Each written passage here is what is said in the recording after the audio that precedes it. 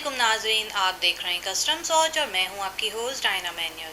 जी नाजरीन, आज मैं आपकी मुलाकात एक ऐसी शख्सियत से करवाने जा रही हूं जिनका नाम यूं तो यूसुफ है, लेकिन मास्टर यूसुफ पाकिस्तानी अंगूठा छाप के नाम से वो मशहूर हैं।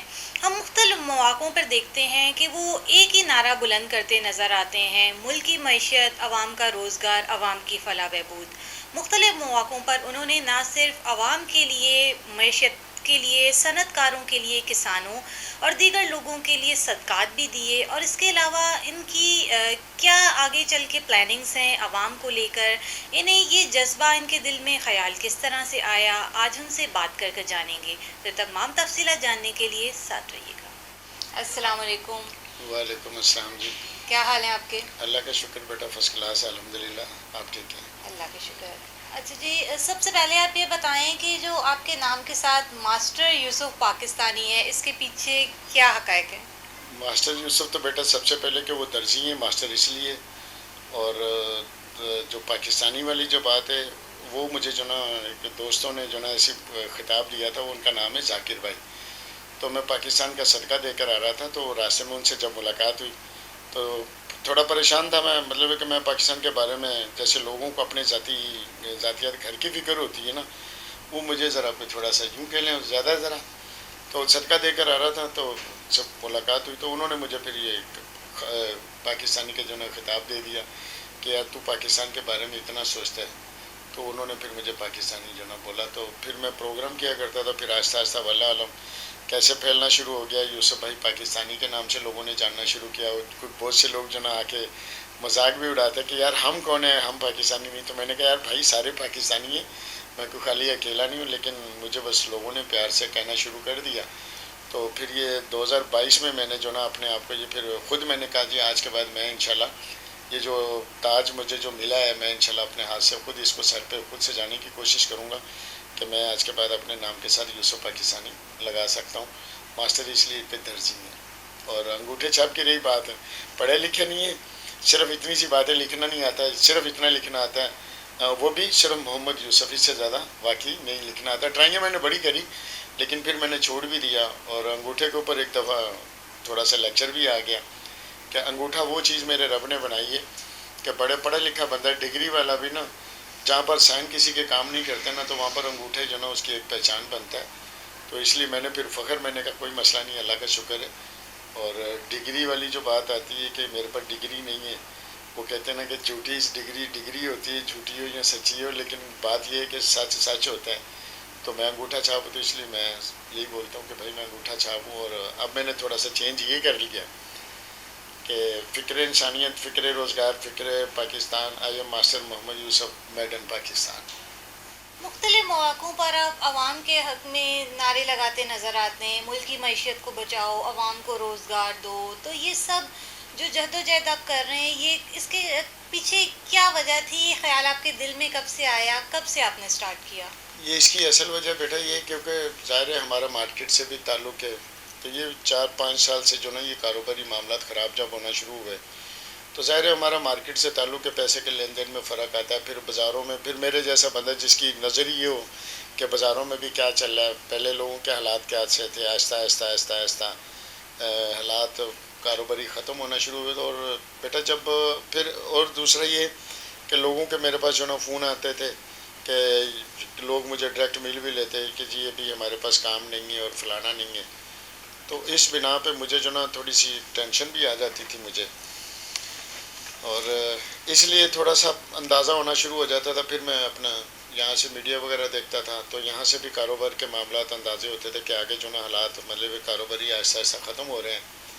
तो एक जैसे कहते हैं कि एक फ़िक्र लगी रहनी, कोशिश करनी मैंने कि अल्लाह करे कि मेरी आवाज़ जो ना बाने, वो क्या बोलते हैं ये, मतलब कि आवाने बाला, इन तक मेरी आवाज़ जाए। फिर मेरे पास वो सबूत पड़ा हुआ जिसके लिए मैंने लिखा हुआ भी है कि आहिस्ता आहिस्ता मैशत नीचे आ रही है। तो लेकिन वही वाली बात है, कोशिश करता था आवाज़ बुलंद हो, मेरी आवाज़ मेरी सुनी जाए, और कम से कम इस चीज़ के ऊपर जो ना रोज़गार के ऊपर कम से कम कारोबार जो ना ये चले। सियासी मामला तो इनके ज़ाती करते रहें, क्योंकि असल जो ग़ुलामी है ना बेटा, ये हर कोई माने ना माने, हकीकत सबसे बड़ी जो ग़ुलामी है ना, वो इंसान का रोज़गार है।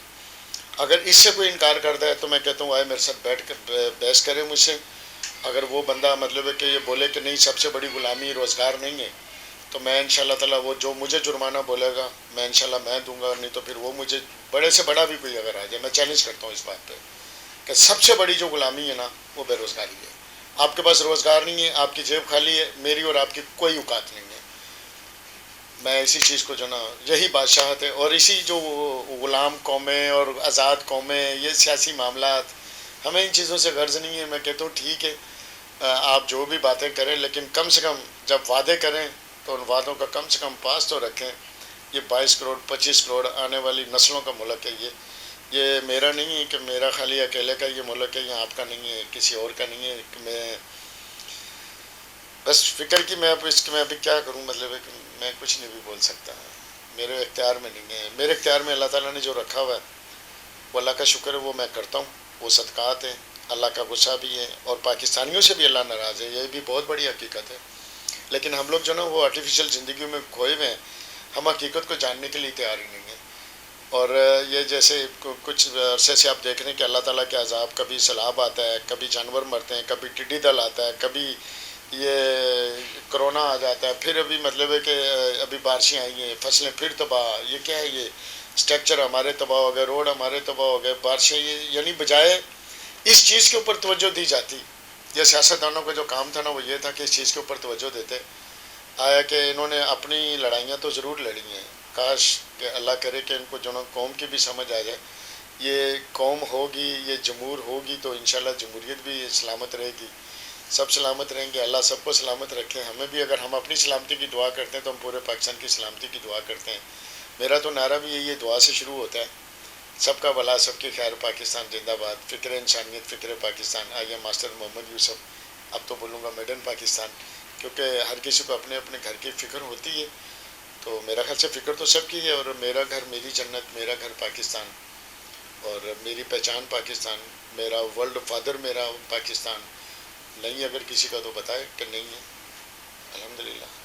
آپ کی ایک فوٹیج بہت وائرل ہوئی تھی جس میں آپ مختلف جانوروں کے صدقات دے رہے ہیں، تو اس بارے میں آپ کیا کہیں گے؟